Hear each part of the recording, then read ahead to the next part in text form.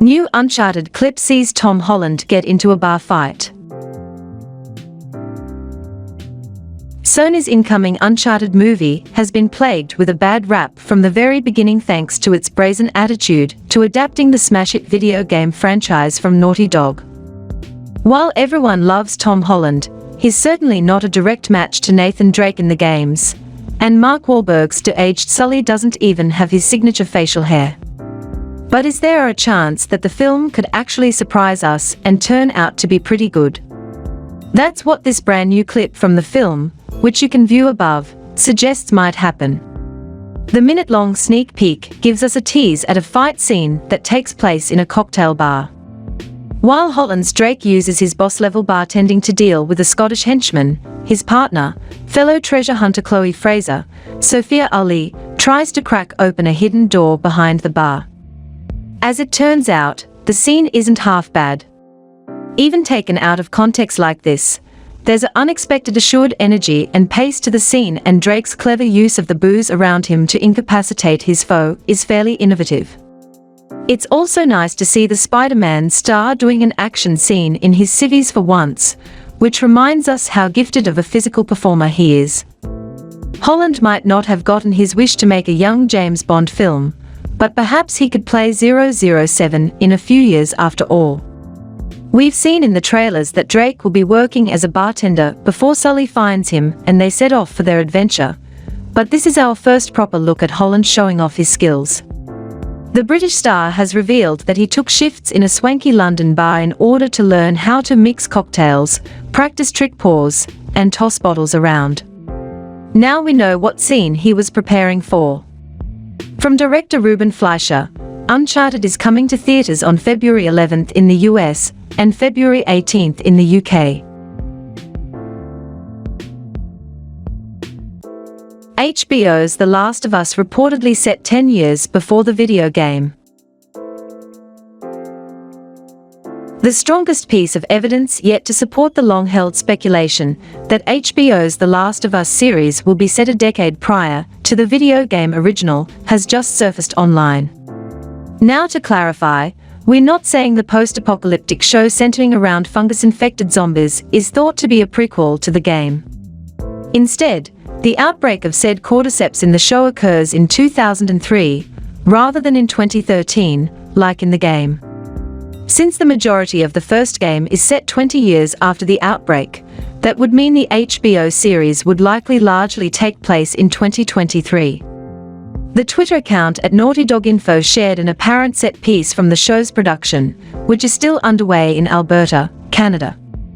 The image contains a considerably aged-looking banner for an academic biomedical sciences conference slated for 2003 at the fictional University of Eastern Colorado, one of the locales that Ellie and Joel visit in the first video game.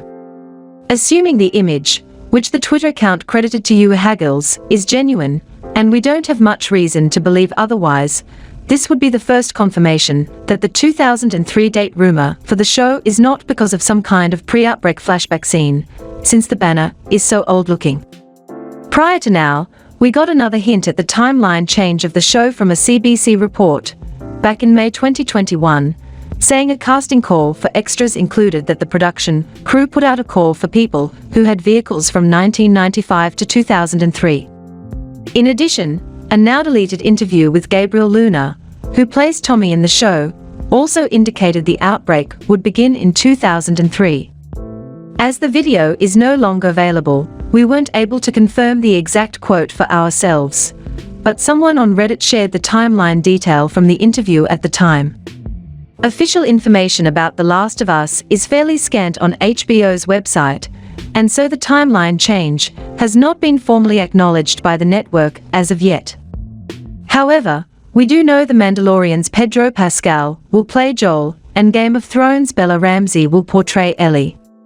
We already mentioned Luna's Tommy, but the show will also star Fringe's Anna Torv, The Third Day's Nico Parker, The White Lotus Murray Bartlett, Parks and Recreation's Nick Offerman, Euphoria Storm Reed, and original The Last of Us video game actors Merle Dandridge and Jeffrey Pierce. Though many pop culture fandoms are notoriously sticklers for strictly sticking to the source material when adaptations are made, see Uncharted movie, we think the timeline change for The Last of Us show might actually be a good thing.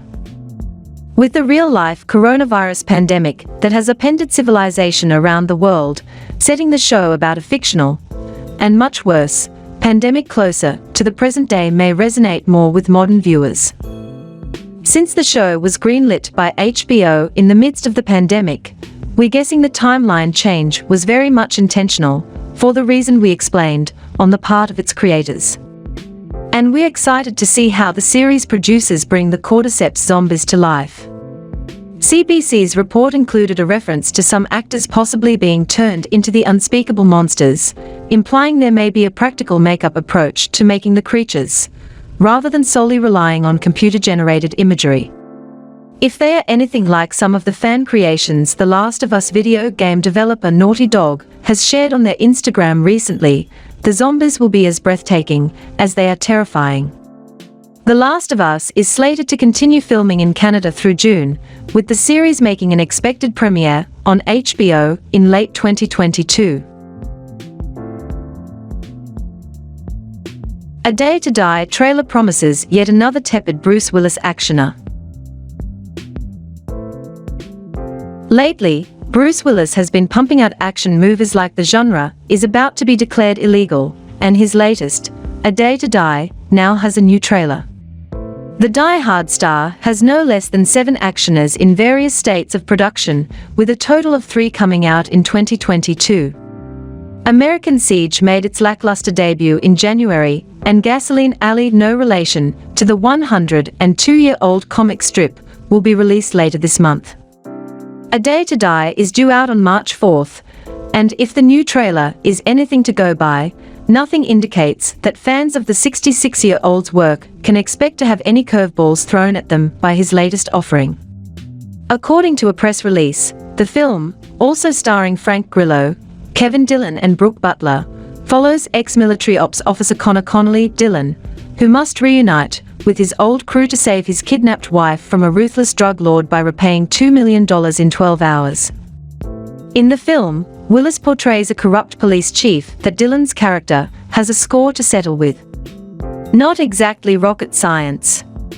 In fact, it may not even qualify as algebra. Willis seems to be content to drop another 1 + 1 + 1 = 3 equation and walk away with a paycheck. With a budget estimated to be somewhere between $5 and $20 million, and a shoot that lasted 6 weeks, no one was putting in a lot of overtime on this one. Critic Jonathan Sim tweeted that the upcoming movie looks to be another VOD romp with Willis and Grillo sleepwalking for a paycheck, as the bad guys kidnap the girl. Again.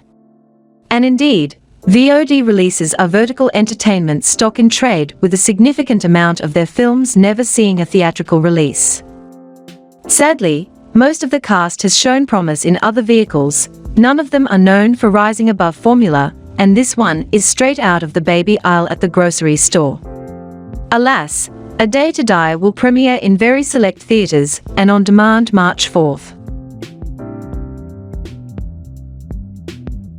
First look at Anthony Mackie in Netflix's We Have a Ghost. Anthony Mackie has traded in his wings from The Falcon and The Winter Soldier for a camera phone in the upcoming horror comedy We Have a Ghost. Netflix announced via Twitter in July 2021 that it was beginning filming, and now we finally have our official first look.